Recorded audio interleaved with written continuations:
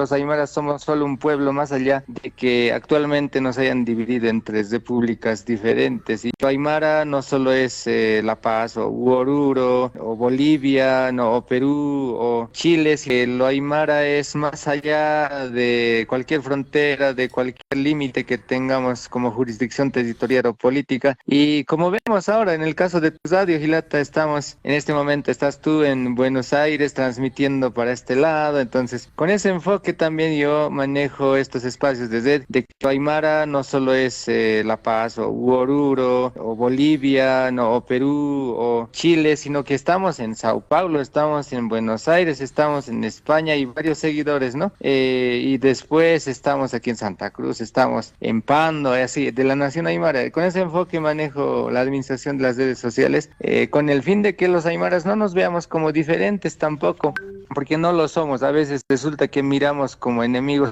al hermano de Arica y el hermano de Arica desconfía de nosotros y no tiene que ser así, ¿no? Los aymaras somos solo un pueblo más allá de que actualmente nos hayan dividido en tres repúblicas diferentes y ese es el enfoque del trabajo que quiero hacer para fortalecer lo aymara, no tanto a un país sino a la nación aymara como tal. Y claro, es una alegría para mí estar en contacto con ustedes y también con hermanos que son de Comanche. Cada vez que voy a mi pueblo paso por la localidad, ¿no? Del chicharrón de Til y además compraba antes.